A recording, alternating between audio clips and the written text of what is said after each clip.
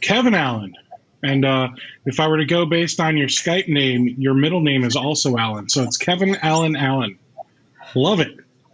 Yeah, I don't know how that happened. I must have put Kevin Allan in the first name and then also Allan in the last name.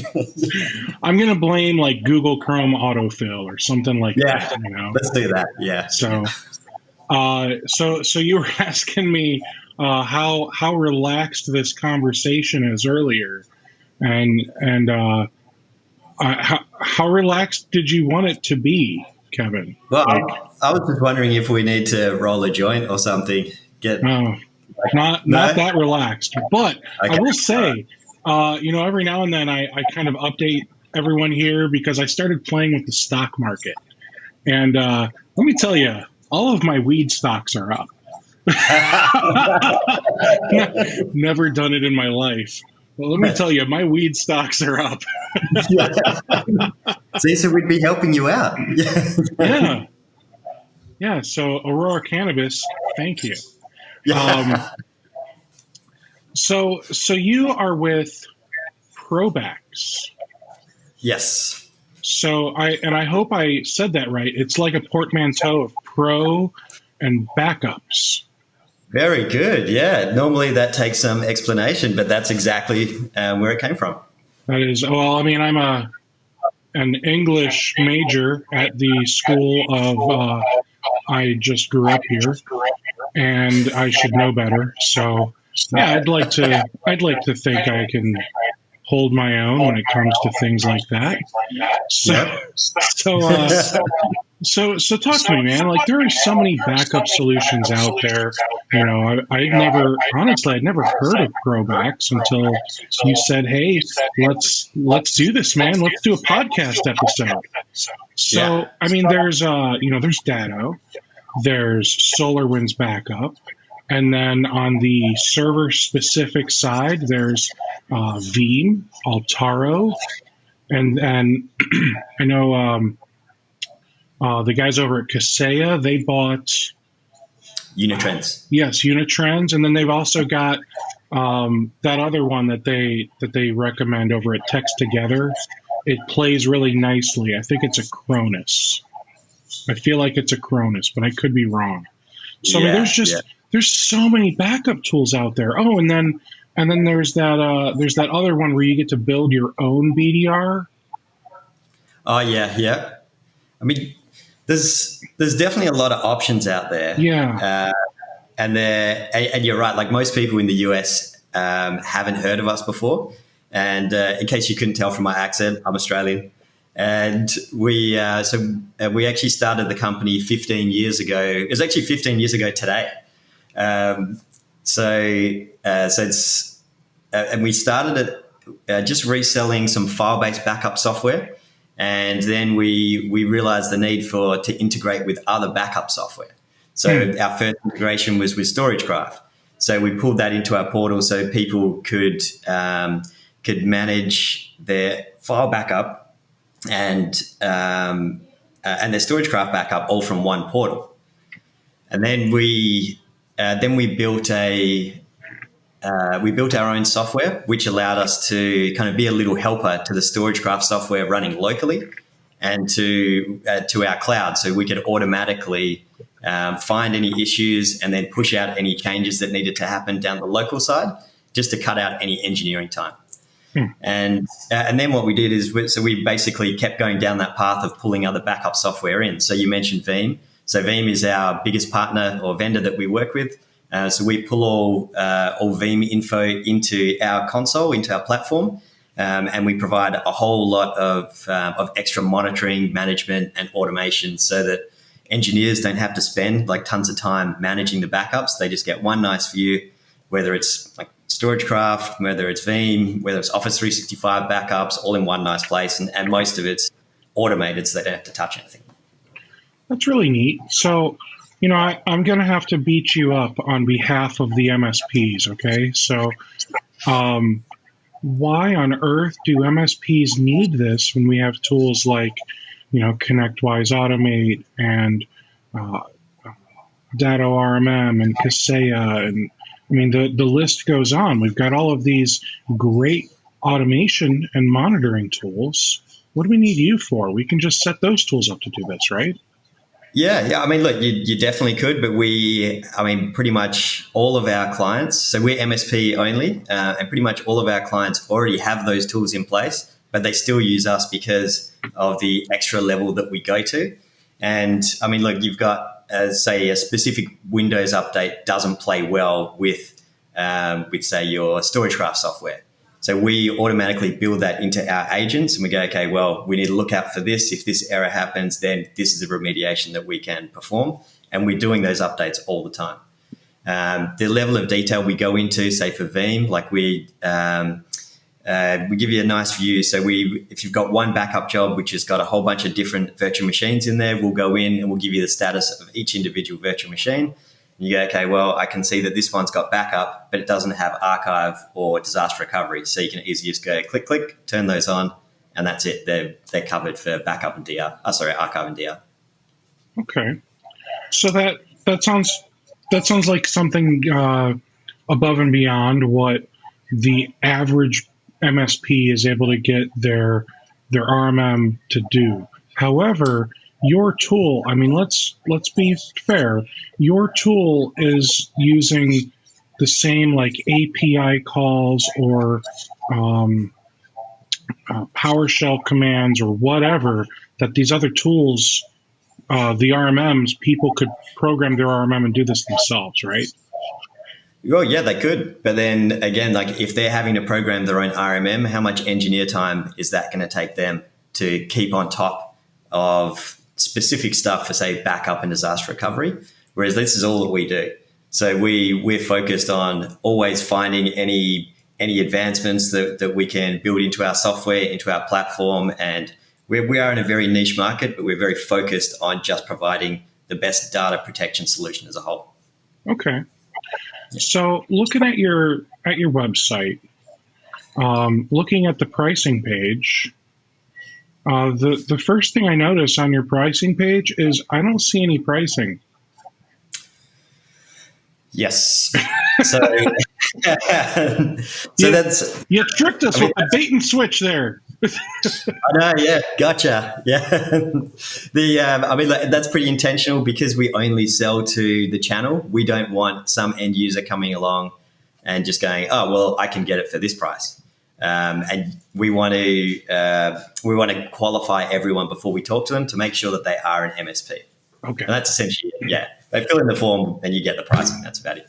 So how does the pricing work? Do you charge like per backup, per device, per I don't know, like what do you charge? So it used to, when we were just doing, say, like a StorageCraft or a Veeam backup, it was always just a cents per gig rate. So whatever storage was in there, cents, like however many cents, if it's like, say, 3 cents or 5 cents, whatever it is, and that would be what you were charged. Now, since we've started doing Office 365 and Dropbox backup, so they're cloud-to-cloud SaaS backup solutions, and because you buy those on a per-seat basis, we wanted to make ours a per-seat pricing for the backup as well. So it just makes it easier to bill the customer. So you go, okay, well, you're paying this amount per user for your Office 365, each user you have there, add on another couple of bucks and you've got your data protection there too. Gotcha. And then I just want to clarify, so you back up things like Office 365 and Dropbox. Is that your own solution and your own storage?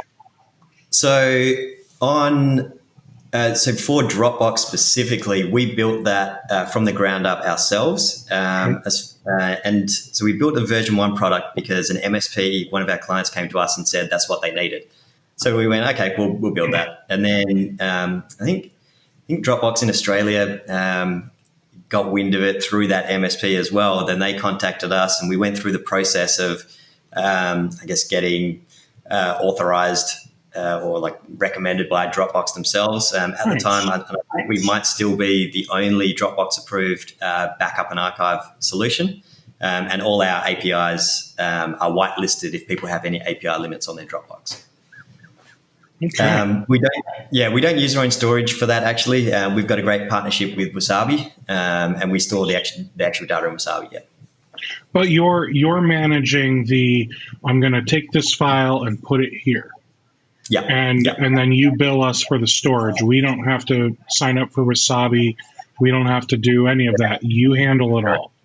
Yeah, we handle it all. Yeah. Okay. So I mean, that's could easily say that's the Dropbox. Yeah.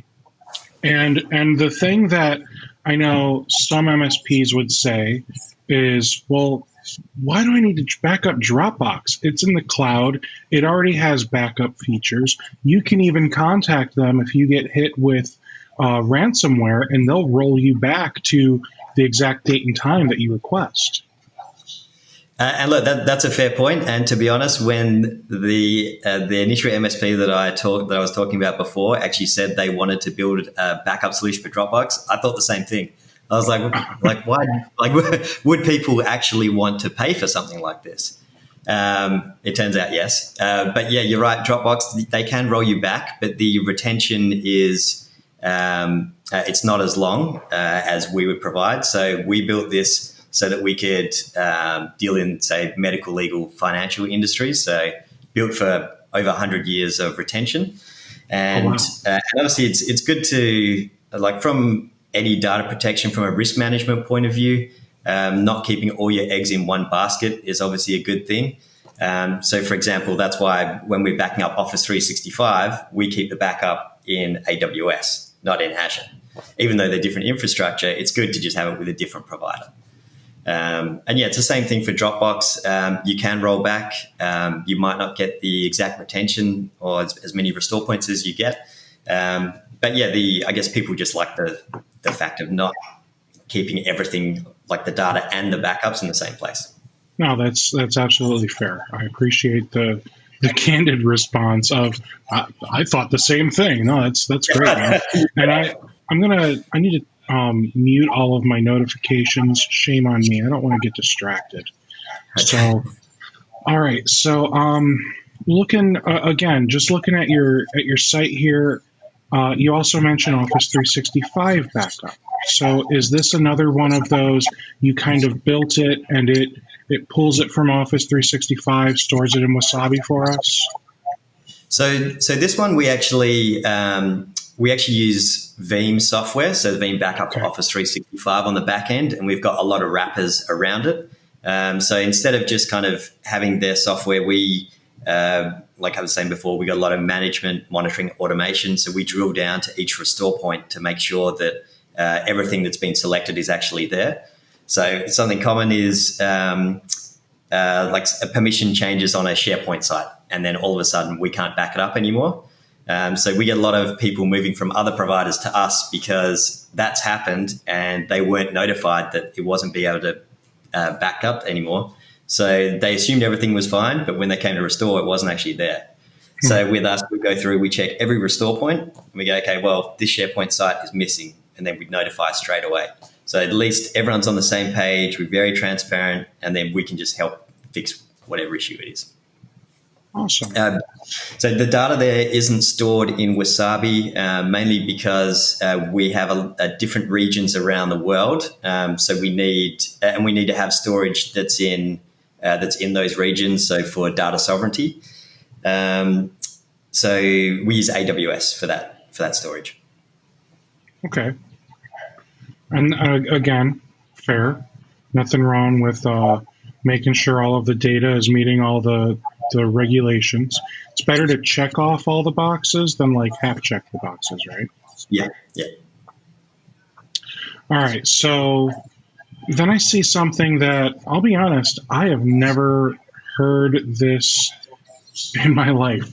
Honeycomb VTL. Yep. I hope I'm not like just an idiot and there are other MSPs that are like, what the hell's a Honeycomb VTL?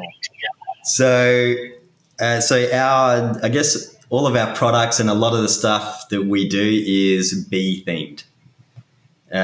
So that's where the word honeycomb comes from. And that actually started from our Scout software. So Scout's a type of bee, and they're like, because bees are kind of always working around and doing lots of things. And then the central point of where the bees goes is into their hive. And so hive is the name of our management console. So that's the honeycomb part. Okay. So so it's not that I'm an idiot. It's you just have a cool name for your stuff. Yeah. Okay. As long as this isn't some industry thing that I've just completely overlooked, I'm good. No. Well, it might be. We'll start the trend right now. Yeah. Mm-hmm. All right. So VTL virtual tape library. Yep. That's it. Okay. Good. So that's what I thought it was at least. Yeah. So we won Veeam's first innovation award for that in Chicago 2018. I think it was. Very cool. So why on earth? I mean, we desperately wanted to get rid of tapes. I hate tapes. Tapes are the devil. They're awful. Agree. Why do we want virtual tape libraries? That sounds like we're trying to go back to tapes. It almost sounds like you're saying, I miss tape after all. Let's do this. Well, I guess it's more so like I guess the word virtual is that's fair. Where it's not an actual tape. But having, like, when you kind of think about what a tape library looks like, you can go, okay, well, I've got a tape here, a tape here, a tape here. And each one of those, let's say they're a full backup, each one of those is an individual snapshot. And then you think about tapes, okay, well, if I store it like somewhere else, it's not plugged in, you can't hack that tape. So our Honeycomb VTL is an air gap solution. So it's not connected to anything after it's pushed onto that. So that was kind of the thinking behind it. So it is stored still on disk, but it's just called Virtual Tape Library.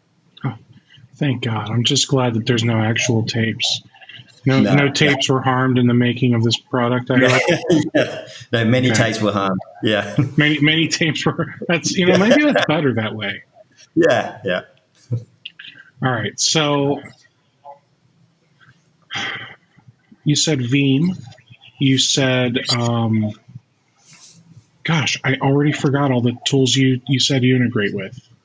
So Veeam and StorageCraft, they're our main two. Okay. In terms of backup software, and then like SaaS backup. So you've got Dropbox and Office 365. Okay.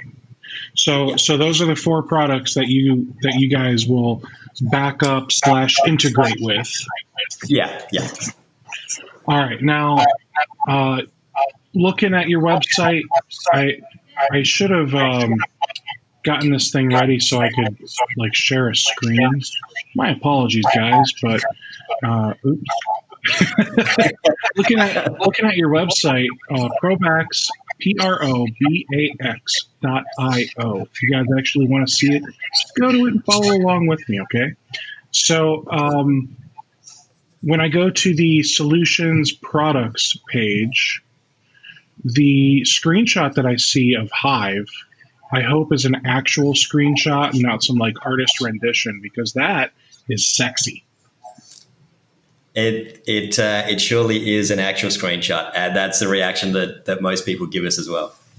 Yeah, I am all about pretty colors, man. So, is it possible for you to turn your volume down a little, because I'm bleeding through your? Sorry. That's all right. So your Hive product looks really cool, and it basically looks like it's, just by logging in, you immediately get a glance of here is how much you've got backed up in, terabytes and gigabytes and whatever else. And then it looks, I think I'm seeing the word mailboxes. Here's how many licenses you have of Veeam. And then it says, here's how much DR bandwidth you have. That's fancy. Yeah, so with DRAS, it's very customizable what you can have. So if you want extra CPU, extra RAM, it'll all list there. Everything, all the products that you have are listed in there. Then you'll see the middle section, which has the list of alerts. So if you've got we've got warnings, errors, and criticals. and there'll be remediation steps there. It'll also tell you if our agent is going to fix it for you. So you don't actually have to do anything. And then on the right-hand side, probably the coolest thing is the risk index. So it's basically like a little bar graph where you can, so we take any alerts that exist for a customer and we work out which ones are the most important alerts, how long they've existed for, and then we use that to make a risk index so you can see at risk how each of the customers are. And you can just work your way from the riskiest to not. That is cool. And I even kind of zoomed in on this just so I could read. Like it tells you, Westralian Group, Hive BM account, Demo MSP account. Like it legit, it just straight up tells you, here are the riskiest clients. And it looks like what it's doing from what I can see, because I see the Westralian Group. It looked like everything was just red bar going across, but what it's actually doing is it's showing you there's red, orange, and yellow within there, so you can see here's how many critical alerts, critical alerts, errors, and warnings that there are for each of these clients, and you kind of stack them so that way we can see across that bar which clients are the riskiest. Yeah, and you can actually you can go, okay, well, I don't want to worry about anything except the criticals. So in that graph right there, you can actually click off the warnings and errors, and it will just have the criticals, and it will leave the critical clients in there. Nice. That's really awesome, man. Cool. Thanks. So what made you decide you wanted to start up a backup company? So it was 2005. Yeah, you said it was 15 years ago today. Yeah, 15 years ago today. So I actually had my own MSP, and I was working in a small, like a business center, business incubator, and just doing like IT support and things like that. And there was actually a break-in overnight at the place. And the office across from me got broken into, and this lady, she had all of her computers stolen and all of her backups stolen, which were sitting on hard drives in her office. And she just came in crying. She's like, "I've just lost 10 years of my life. Like it's all gone." But a few days beforehand, I had actually set up an offsite backup for her and got everything back. So she was just like blown away that was possible. And look, to be honest, it felt really good, like coming in as the hero and getting all the data back, right? Really great. And then, so I had a look around, and there was nothing really for like smaller customers to be able to afford this. So I was like, all right, I think I can put something together that will allow us to kind of service the smaller guys, so that no one should have to lose their life's work, right? And then the next day I started, I registered the company, and that was 15 years ago today. Okay. So 15 years ago, what products were you working with? So 15 years ago, we had our own software, and it was by a Canadian company. So it was just file-based backups. It did Exchange and databases. Jeez, you're testing my memory here. So we loaded the software on our servers, and then we had the agent on the customer sites. So it was pretty basic. I mean, it worked well. It just did, like I said, files, database, whatever the other one was, Exchange. Okay. And then we got at the time, like StorageCraft was massively popular, especially in Australia. They had massive foothold there. And look, it's a great piece of software, did exactly what it said it did. But people didn't want to have to use our software to back up the backups. So we were like, okay, well, there was no StorageCraft cloud at the time, so we built our own cloud that would work with it. All MSP focused, and then we were able to pull the reporting into one place, as well as do extra monitoring and verification on top of that. Awesome. So I think a year, or I'm sorry, 15 years ago, here in the States, it was Veritas Backup Exec at the time. It wasn't even Symantec yet. That was Yeah. probably the big one for a lot of the SMBs, at least in my area. So did you do anything at that point with like integrating with other software, or did that come later? Yeah, I guess it was probably later. Like we just had StorageCraft for a while. Even today we just build things on demand, and there was no demand for anything else. It was just StorageCraft. Like every MSP over there, I'd I'd say almost every MSP over there was using StorageCraft. So that was the obvious integration to make, and then people started using Veeam, and then that's when we started our integrations with Veeam. And that's been amazing. We've got a great relationship with the guys at Veeam, guys and gals. Very cool, man. So before this, you had your own IT company. How long did you have that company? Maybe 2 or 3 years. And is that company even still around? No, so when I decided to get into the backup side of things, I was like, well, I can't, like if I try and do both, then I won't have focus on either. So Right. I decided to focus just on the backup, and then my existing clients. I think I basically gave them all to a friend of mine who is really good in IT, but just kind of wanted to get started, and I knew that he would look after them because. I mean, a lot of them had been around with me for a long time, and you get that personal connection. So I wanted to make sure they were looked after. So yeah, I gave them to him, and yet most of them are still his clients even today. Very cool. So Australia, man. I by your accent, I thought you were in Germany. Yeah. Let's not go down that rabbit hole. No. What? Wait, No. did I say something I shouldn't have? No. I just know what I'm like, and I'm like, I'm holding myself back here. So Oh, okay, that's fair. That's fair. I'm actually holding myself back too. So, um, good.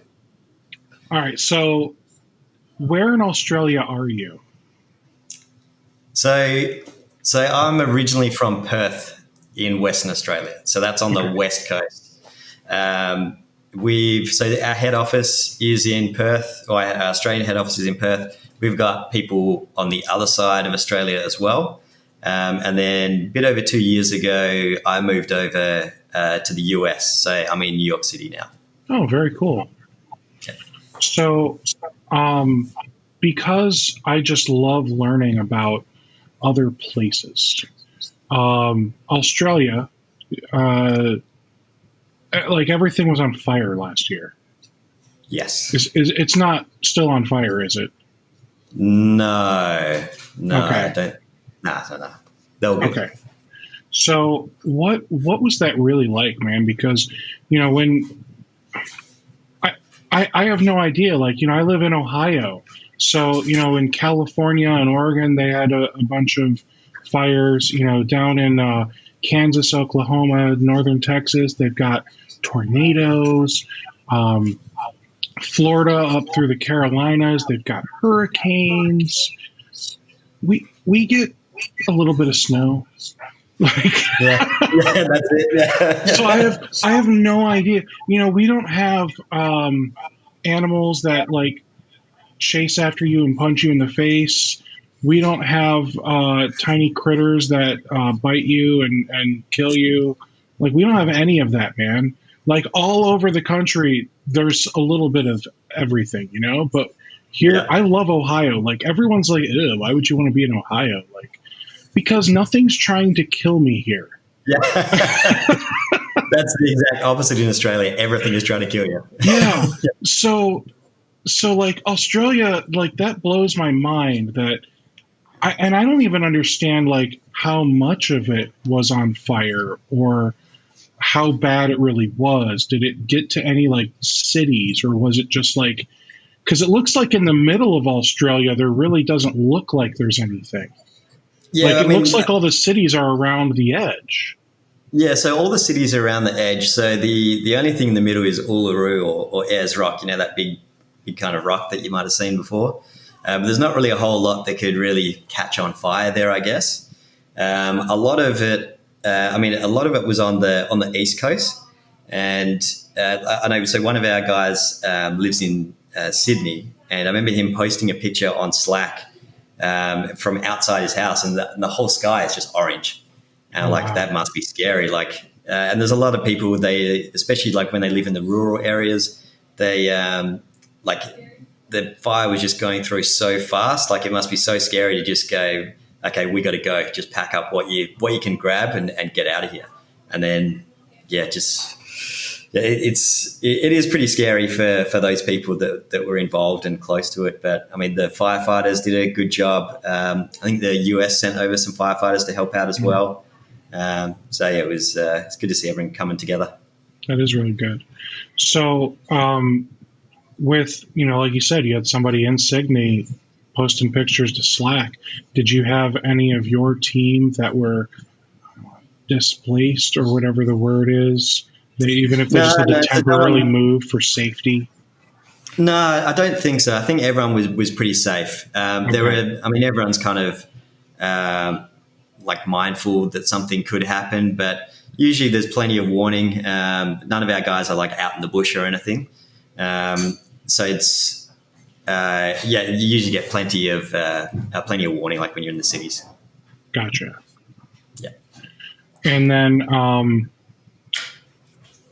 Australia is Australia technically associated with the UK still? So we're part of the Commonwealth. Okay, so you long live the Queen and all that from you guys in Canada, and okay. Yeah. So for example, it's a lot easier for Australians to go live and work in Canada because they're all part of the Commonwealth. Gotcha. So why did you go to New York and not Canada?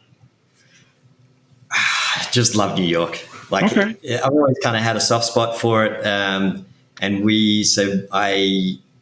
I proposed to my wife in New York City, and so we've always kind of had that connection to it, and we've wanted to move back. So it was a good opportunity to kind of build up our client base here and support the existing clients we already had. So it's been really fun. It's a good place, except right now it's not the New York that I signed up for. Sure. So yeah. So are you in New York City? Yeah, in Manhattan. Manhattan. All right. Yeah. And I mean, I'm just as dumb about New York City as I am about Australia. So I find that whole area where you live now in New York fascinating as well. But I still have so many questions about Australia.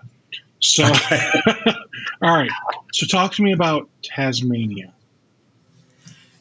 What is it, and do they really have devils? I don't know if they have any anymore.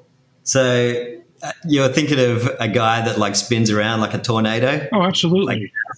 Yeah.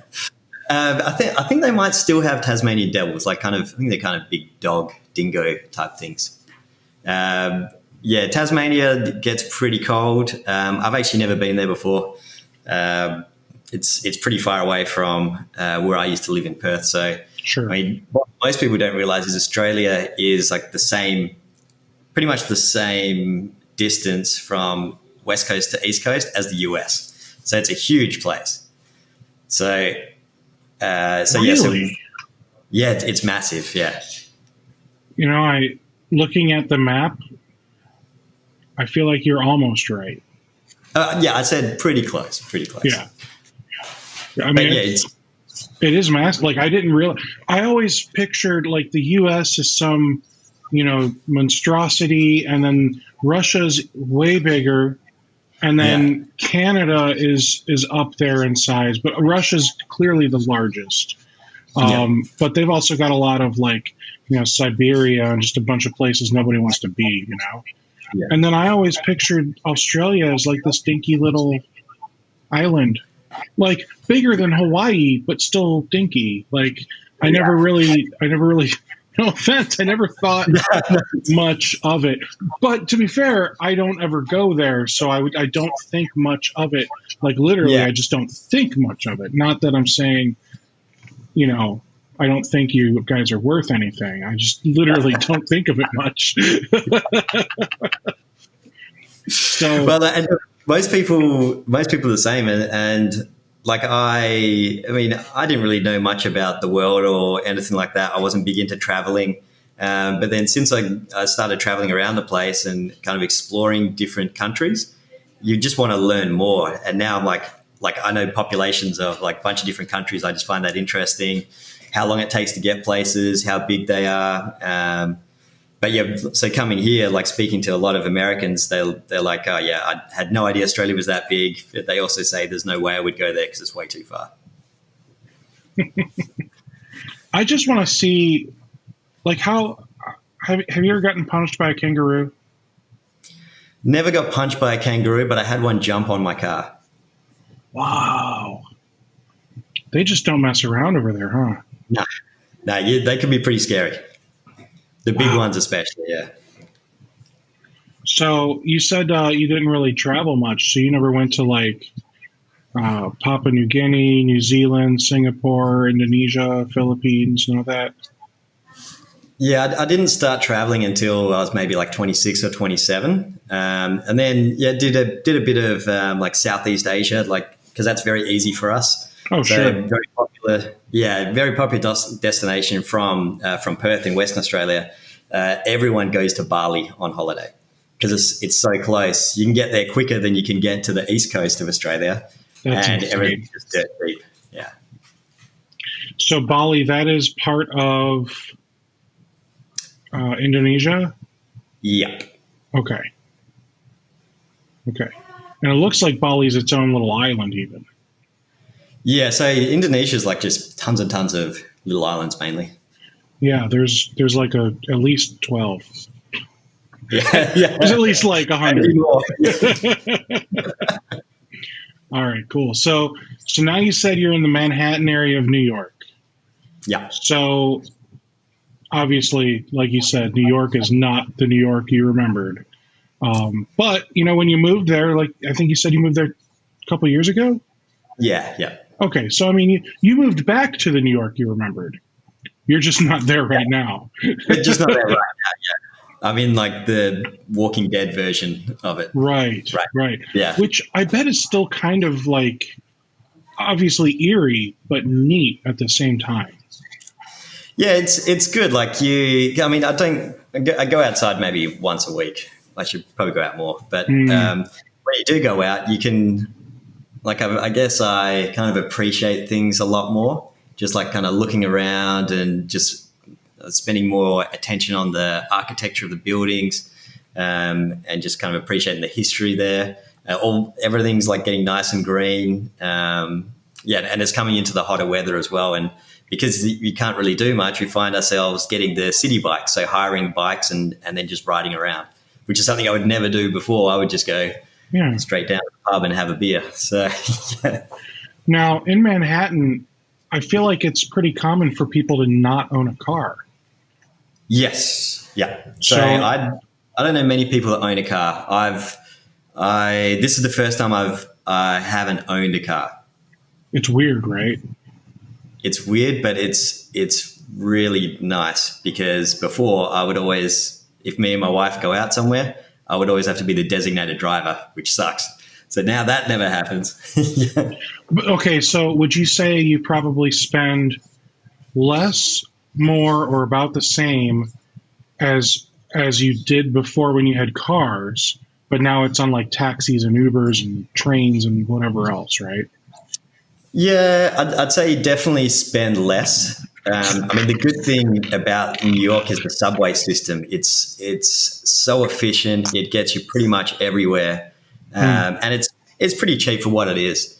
And you get like an unlimited pass for, say, a month, and you just use it as much as you need. It's super easy to get around. Rarely use Ubers. The subway system here. So you'd rather take the subway than an Uber? For the most of the time, yeah, because it's more predictable in terms of when you're going to arrive, because you don't need to think about traffic. That's right. But like right now, do you like? There's no traffic on any of the roads, right? I haven't gone in the subway in over 3 months. Right. So now, when you get around, you like there's just like stores at like every other corner, right? Yeah. So if you want to get groceries, do you go to some, I'll call it like little mom and pop kind of place, or are you going to like a Kroger or whatever the regional chain is around you? And that's Yeah. not because I'm judging. I just have no idea I truly have no idea what it's like around New York City. Yeah. I've never been. Well, I guess the good thing is there are lots of places around where and like we're fairly close to a bigger type chain, but given it's in Manhattan and like kind of very close to Times Square, their prices are pretty expensive. So we actually find it cheaper to order it online and get it delivered, and because they go to a different store which may be a little bit further away, but you can crazy. get all of your stuff cheaper and get it delivered. Yeah. That is absolutely crazy. So you live near Times Square then? Yeah, pretty close. Yeah, a few blocks away. That's cool, man. So, have you gone to Times Square for like the ball drop or any of the big events they have down there? So the ball drop. That's actually where I proposed. Very very cliche, I know, but but that was really cool. We. The NYPD even escorted us into this little area, like we had our own pen in front of the ball drop, and that was really cool. I mean, look, there's so much to do in New York, and we try and see as much as we can. So, like, we love going to basketball, so always down at Madison Square Garden. Basically just take your pick. Yeah, that's so cool, man. And looking at like I like to open up Google Earth and like, walk around with the people as I talk to you guys. So like I see, I don't know how close it is to you or anything, but I see like there's a Nintendo store. Like, I've been to like GameStop and stores like that, but I've never even heard of a store that's made by and for Nintendo. Yeah. I actually haven't been to that. Yeah, but I guess like they all have like their flagship stores, and they have to put them like in New York City and in Times Square, like just to be noticed. Because there's usually so much foot traffic there. Everyone just kind of wants their name out there. Oh, absolutely. And then, look, a Best Buy. I mean, it makes sense, but again, I just don't think of these kinds of things. And then like a Best Buy, they don't have a parking lot, right? No. Or would they have a parking lot? They might do. Yeah. Because which Best Buy are you at? It looks like I'm near 5th and 44th, East 44th, West. Oh, I guess. Oh, yeah. I guess it kind of splits there. So there's a Best Buy down at Union Square on 4th and 13th. And funny story, our office was broken into, and they used my backpack to steal my laptop and a bunch of laptops around the office. And 3 days later, I randomly ran into the guy in that Best Buy with my backpack on and all the laptops inside it. You're kidding me. It was insane. The craziest thing I've ever happened in my life. How hard did you hit him? So I was very smart because I'm here on a visa. I don't want to just go hit him. So I went and got security to kind of back me up. And they were no real help there. I ended up chasing him through the store. We pinned him down. We got all the laptops out. He ran off, but he still had my backpack. He ran out the front door, and there was a lady recording, screaming, "I'm a lawyer. You have to let that guy go." And so the Best Buy guys just let him walk out the door. I'm pulling my backpack. He comes in with a big haymaker over the top.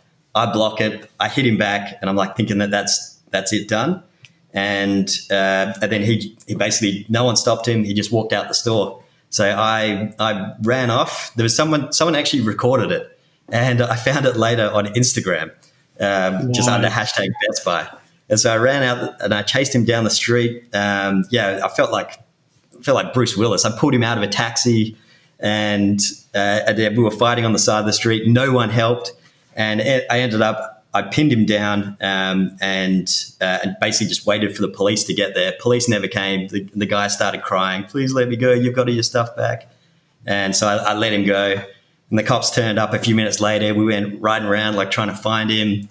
And then, but the main thing is I got everything back, and I walked back into the office like I was 10 feet tall because I had everyone's stuff. And then the funny thing is, so I was icing when I got back to the office. They gave me some ice for my fist, and I'm sitting there on the couch with this bag of ice on my fist, and the cops turned up. And they didn't know that anything had happened just then. They were just coming to get another copy of the security footage from the break-in at the office. And they were like, "Oh, don't worry, we got all the stuff back." And the cop's like, "Huh? How?" They're like, "Oh, he just got it back." And I'm sitting there with this, with ice on my fist. And they're like, "What happened there?" And I'm like, "I probably shouldn't say what happened." And they're like, "Street justice?" And I'm like, "Yeah, street justice." They're like, "Yeah, cool." So, That is pretty cool, man. So craziest thing. I'm like looking for this Best Buy because you said it's around 4th and 13th, and I assume it's like a block-ish away from Broadway, right? Yeah. So do you see Union Square? I see Hyatt Union Square, New York. Yeah, it's like so Union Square is like a big park. Oh. It's just on the south of that park. Wow, I really suck at this. Actually, okay. Sorry, not 13th, 14th. But I haven't been out in so long, I can't remember my street numbers. Oh, that's hysterical. Well, I'm sure it's but it doesn't look like there's any parking lots here either. Yeah, I wouldn't know. Like, that's something that never crosses my mind these days. Right. So, and the reason I ask is because, like, here, there's so much land around. Like, they'll make a Best Buy with a ginormous parking lot, right? Yeah. They can fit 300 cars or whatever in that lot. And right now, because Best Buy is not allowed to be open, what they're doing is they're actually you can place an order on bestbuy.com, and you can do pickup, and they'll let you drive there. Go up to the front door and then pick up your order from the door without leaving your car, which I got to say is really nice. I've spent more money with Best Buy in the last couple months than I have in the last 5 years. Yeah. I was going through my Amazon Prime account the other day, and I'm like, just scrolling. I'm like, oh no, I've just been spending way too much. Mm-hmm. But it's just so easy just to get everything delivered, or you're just kind of stuck in here. You're like, okay, well, what do I need? Like, and just buy it. Yeah. That's really cool, man. So, and then because I was looking for the Best Buy, the thing that you're probably going to laugh at me about is I see a place called Flight Club. It looks like a shoe store. Shoe store, yeah. But I read it at first as Fight Club, which is such a good movie, man. I'm pretty sure that's the pun they were going for, yeah. Oh, I'm sure it is too. Fight Club. It took me so long to get that movie at first. Like, really? What was actually, someone had to explain it to me, like back in high school. Like, how many times did you watch it first? Oh, maybe once. So you watched it and you still didn't know what was going on? No, I didn't kind of get like the whole personality thing, I guess. Gotcha. Well, I mean, you're probably just a normal guy without any problems. So yeah. you're like, I don't. What? Like, yeah, you don't know any crazy people. Is the problem? You need more crazy people in your life. Yeah. Oh man. All right. So that is too funny. I love looking around, like, like I said, New York and other places, and just learning Yeah. random. So what is your favorite thing about living in New York City? I guess just you can do whatever you want, and pretty much whenever you want. So, like where we lived in Australia, so obviously Australia is very distant or very far away from the rest of the world, and So they have parking lots. Sorry, they have parking lots too, right? Yes, in Australia. Yeah. There's lots of land there. So, Yeah. I mean, where we're from in Perth, especially on the West Coast, there's so much land. And because there's so much land, everyone wants their house on a big piece of land. So you have to drive really far away to go see someone. And there's not really a huge amount of places to go or things to do. Like so we love watching, like going out and watching stand-up comedy. Like that's a big thing that we would normally do. And so I remember in Perth, it's like, Jerry Seinfeld's coming in 2 years' time. Get your tickets now. And what? Now he plays here like a couple of times a month. So yeah, I guess, especially I think he lives in New York. Yeah. So and that's really cool. Like, if you live in like New York or LA, the likelihood of you running into, celebrities, I assume, is very high. Yeah, it is. But I know like New Yorkers always try and play it cool and not kind of freak out.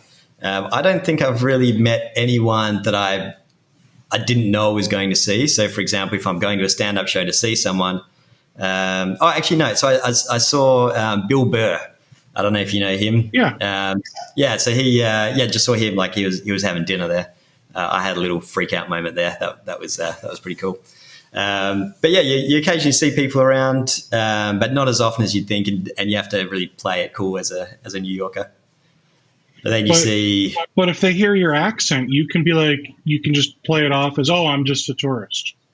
Well, yeah, and look, I use that excuse for pretty much being able to do whatever I want to do. Yeah. Sorry, officer, I'm just a tourist.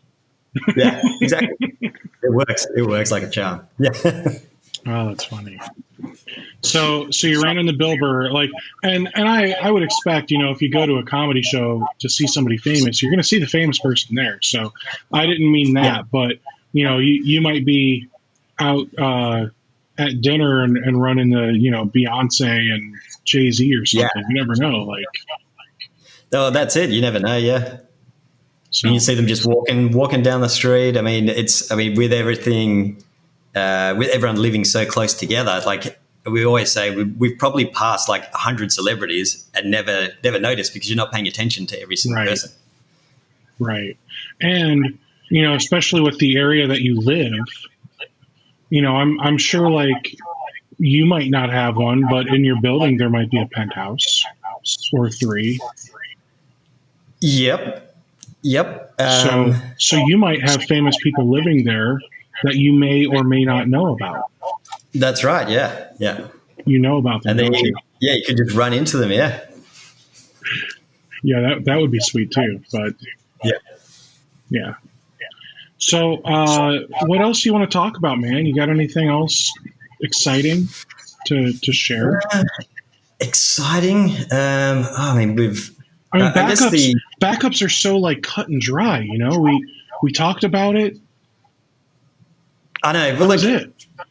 See, backups, they're boring, right? How's the pandemic going? Before I go to that, I just got to clarify that you can't cut me off when I say backups are boring without letting me finish. Fair. I'll get in so much trouble, man. Yeah. That's fair. Right, backups are boring, but they're essential. You never win a client on backups, but you can lose a client if a backup doesn't work. Absolutely. Yeah. That is. But yeah, you're right. They're very cut and dry. Yeah, when they work. Yeah, I mean, people put them off because they're pretty boring. And so we're trying to add a little bit of fun into that. So hence the product names like Honeycomb and Scout and things like that, getting people engaged and with it. And Yeah, I mean, I like to have a little bit of fun, and especially now, like that we're in lockdown. Like I'm just kind of going, okay, well, how can I like have a little fun for myself, but like also maybe add in some Easter eggs that maybe some of our MSPs will like look through the console and go, oh, cool, like I found this little thing. So, yeah. Very cool, man. So how is the pandemic going for ProBacks? So for ProBacks, it's been really good. And I say that because a lot of MSPs are finding that their engineers can't go on site, so they're not doing what they normally would. They've got a lot of downtime, and they can now kind of reassess what they were doing and if it's working. And like we're just getting heaps more inquiries, and they're turning around a lot quicker because, like I was saying, backups normally get pushed to the bottom of the list. Like everyone goes, oh yeah, I'll look at that later. But now people are actually going, okay, well, I've got time. Let's look at it now. So they're realizing what they have isn't working, come to us, and yeah, they're sorted almost immediately. So it's been really good. Yeah. That's great. Did you guys have to do anything with the government stuff, PPP, idle, Small Business Administration?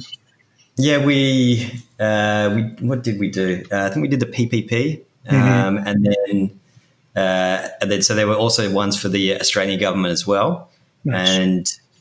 and there was another US one as well, which we thought was going to be like 10 grand, and it turned out it was like the idle one. Yeah. Yeah. How many employees do you have in the US? So we have people in. I was going to say something, but I won't say that. We have 3 people in the US. Okay. So my wife actually works for us as well. Okay. So yeah, it's an interesting dynamic because obviously we live together, and now we're working together in a very small New York City apartment. Oh boy. But it's been amazing, and she's been killing it. So that's great, man. Yeah, she's doing really good. Yeah. And then how many employees do you guys have over in Australia? Got about 10 over in Australia, and we've got 3 or 4 more starting. What's the date? Probably this month or next month. Okay. And then do you have any coders over in Asia or anything like that? No, not in Asia, but they're more so in the Americas, so mainly Central and South America. Oh, okay. Mainly because like I like to kind of get involved with that stuff. So in Asia, the time zone doesn't really work for me. Got it. Well, that makes sense. So you want to be in the same time zone as the people that are doing all that. And then the other employees that you have, are they doing code, tech support? They're either doing support, like sales or account management or accounts. Yeah. Okay. So all the coders are now in the Central or South America region. Yeah. And then back when you were in Australia, they were probably in the South Asia region. Yeah, correct. Yeah. And we also had some in Perth, as well as like now we have people in the US as well, but not everyone is. Yeah. Well, I mean, to be fair, there's some really smart people in other areas of the globe, and as a business owner, if you're able to get somebody at a lower rate and still make them happy, why not?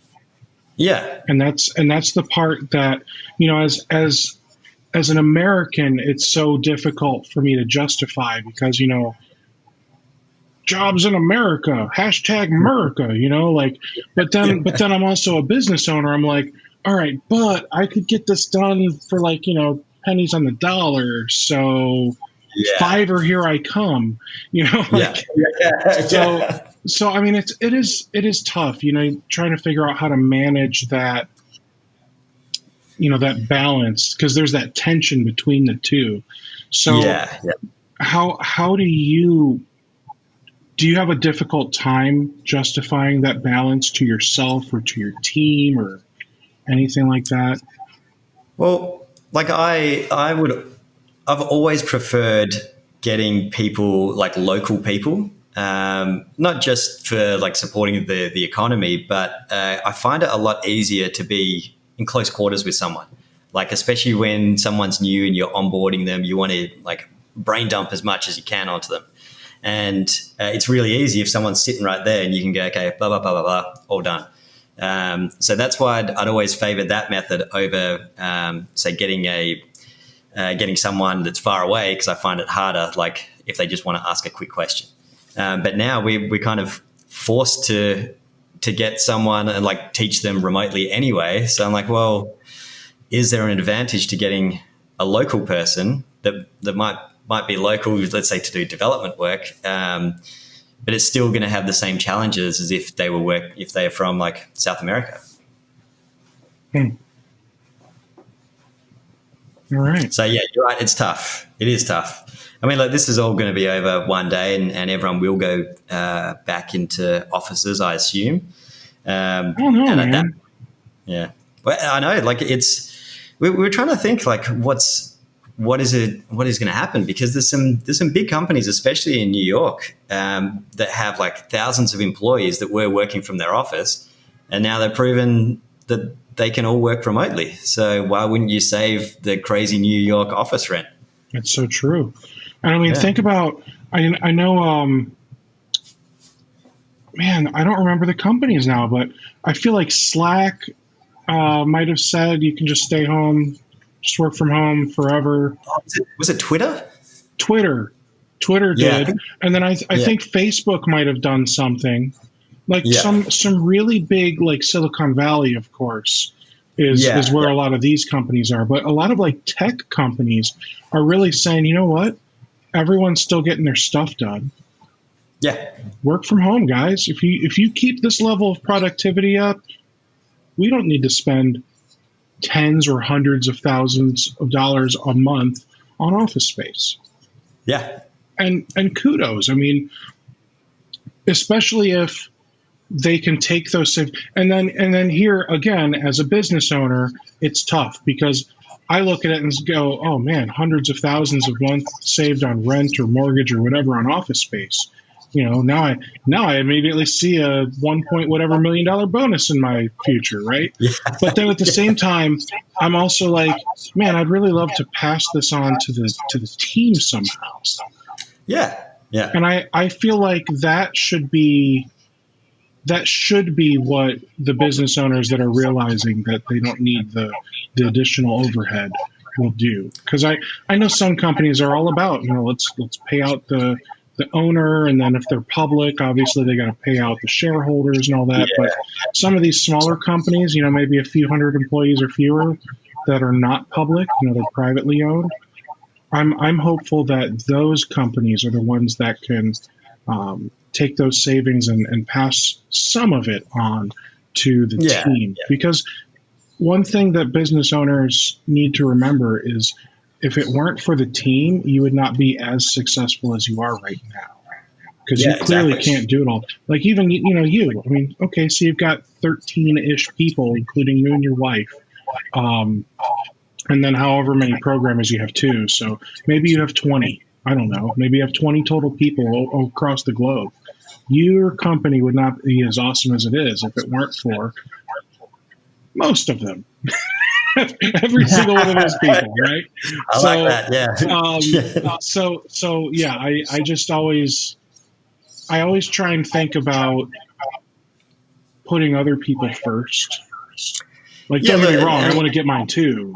Like I said earlier, I'm playing in the stock market. I'm having fun, but I do like to put other people first. Yeah, and look, I'm the same. I've been doing this. I've been doing Provax for 15 years, and the people that work for us, they're like my family.